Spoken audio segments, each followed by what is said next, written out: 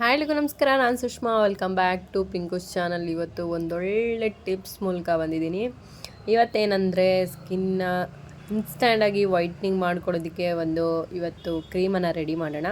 ತುಂಬಾ ಸಿಂಪಲ್ಲಾಗಿ ಮಾಡ್ಕೋಬೋದು, ಒಳ್ಳೆ ರಿಸಲ್ಟು ಕೂಡ ಬರುತ್ತೆ. ನೋಡೋಣ ಬನ್ನಿ. ನನಗಂತೂ ಶಾಕೇ ಆಗೋಯ್ತು. ನೋಡ್ತಾ ಇರ್ಬೋದು ನೀವು ಫಸ್ಟ್ ರಿಸಲ್ಟ್ ಎಷ್ಟು ಶಾಕ್ ಆಗಿದ್ದೀನಿ ನಾನು ಅಂತ. ಒಂದು ಸ್ವಲ್ಪ ಅಕ್ಕಿನ ಹಾಕಿ ನಾನು 2 ಅವರಿಂದ 3 ಅವರ್ ಚೆನ್ನಾಗಿ ನೆನೆಸ್ಕೊಂಡಿದ್ದೀನಿ. ನೀವು ಬೇಕಾದ್ರೆ ಓವರ್ ನೈಟ್ ಕೂಡ ನೆನೆಸ್ಕೊಬೋದು. ಇದನ್ನು ಈಗ ನಾವು ಮಿಕ್ಸಿ ಜಾರಿಗೆ ಸೇರಿಸೋಣ.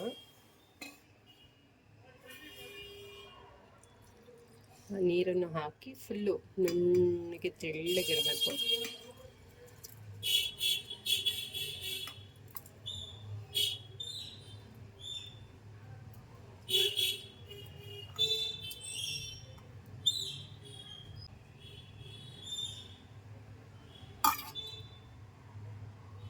ಈಗ ನೆನೆಸಿರೋ ನೀರನ್ನೇ ಹಾಕಿ ನಾನು ಅದನ್ನು ಫುಲ್ಲು ನುಣ್ಣಗೆ ಗ್ರೈಂಡ್ ಮಾಡ್ಕೊತಾ ಇದ್ದೀನಿ.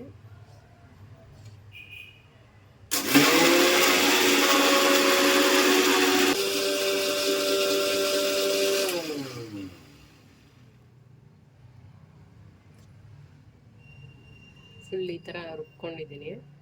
ಇದನ್ನು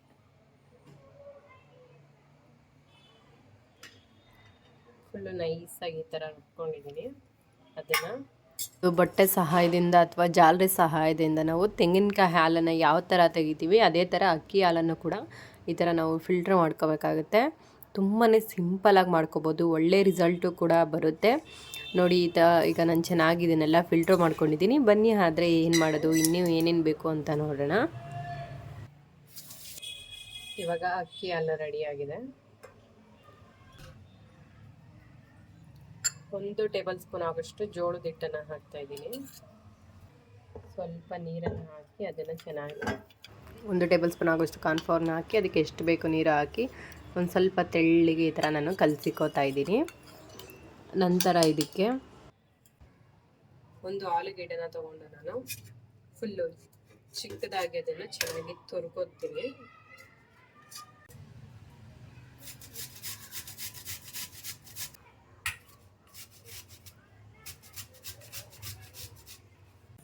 ನಂತರ ಈ ತುರ್ದಿಟ್ಕೊಂಡಿರುವಂತಹ ಆಲೂಗೆಡ್ಡೆ ರಸನ ಈ ಥರ ಹಿಂಡ್ಕೋಬೇಕಾಗತ್ತೆ.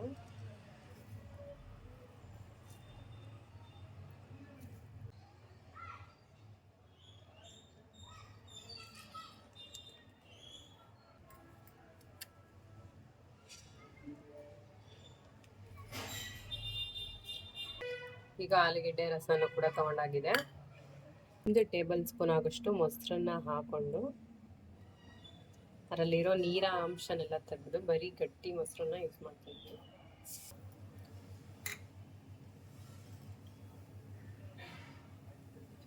ಅದರಲ್ಲಿರೋ ನೀರ ಅಂಶನೆಲ್ಲ ನೋಡಿ ಎಷ್ಟು ನೀರಿದೆ.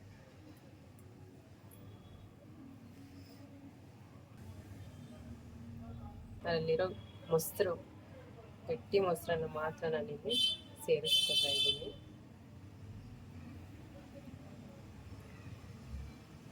ಒಂದು ಸ್ಪೂನ್ ಆಗೋಷ್ಟು ಮೊಸರನ್ನ, ಗಟ್ಟಿ ಮೊಸರನ್ನ ಹಿಂಡಿ ತೊಗೊಂಡಿದ್ದೀನಿ.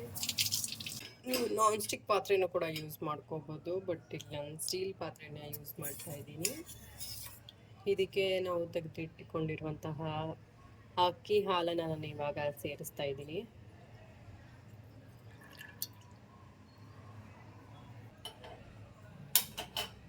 ಮೀಡಿಯಂ ಫ್ಲೇಮಲ್ಲಿ ಇದನ್ನು ನಾವು ತಿರಿಯಬೇಕಾಗುತ್ತೆ.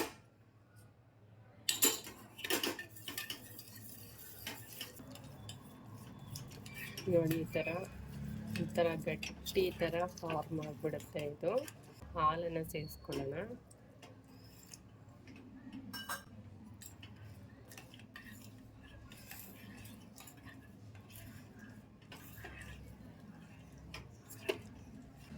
ಇದಕ್ಕೆ ನಾನು ಆ ಜೋಳದ್ದು ಏನು ಕಲಸಿಕೊಂಡಿದ್ವೋ ಅದನ್ನು ಹಾಕ್ತಾ ಇದ್ದೀನಿ.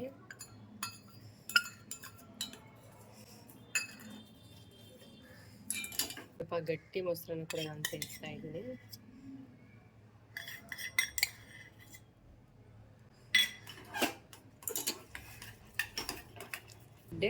ರಸನ ಸೇರಿಸ್ಬೇಕು. ಆದರೆ ಆಲೂಗೆಡ್ಡೆ ರಸನ ಸೇರಿಸ್ಬಾರ್ದು ನಾವಿಲ್ಲಿ. ಮತ್ತು ಒಂದು ರಸನ ಬಿಟ್ಟರೆ ಒಂದು 10 ನಿಮಿಷ ನೋಡಿ ಈ ಥರ ಕ್ರೀಮಿ ಥರ ಆಗಿರುತ್ತೆ. ಇದನ್ನು ನಾವು ಇಲ್ಲಿಗೆ ಸೇರಿಸ್ಕೋಬೇಕಾಗತ್ತೆ. ಸೊ ಈ ನೀರನ್ನು ನಾನೀಗ ಚೆಲ್ತಾ ಇದ್ದೀನಿ. ಇಲ್ಲಿ ಒಂಥರ ಕ್ರೀಮಿ ಥರ ಆಗಿದೆಯಲ್ಲ, ಅದನ್ನು ನಾನೀಗ ಇಲ್ಲಿ ಸೇರಿಸ್ತಾ ಇದ್ದೀನಿ.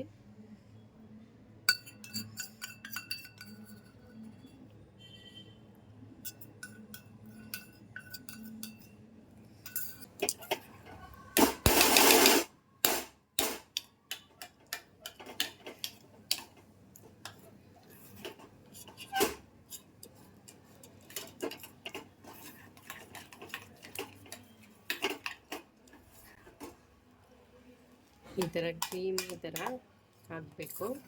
ಇಷ್ಟಾದರೆ ಸಾಕು. ಒಂಚೂರು ಗಂಟುಗಳಿಲ್ಲದ ಥರ ನೋಡ್ತಾ ಇರ್ಬೋದು ನೀವು ಎಷ್ಟು ಚೆನ್ನಾಗಿ ಕ್ರೀಮ್ ರೆಡಿಯಾಗಿದೆ ಅಂತ. ಇದನ್ನು ಹೇಗೆ ಅಪ್ಲೈ ಮಾಡೋದು ಅಂತ ನೋಡೋಣ ಬನ್ನಿ.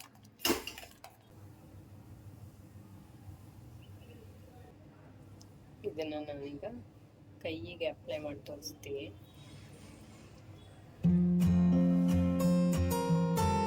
ಇದು ಬೇಗ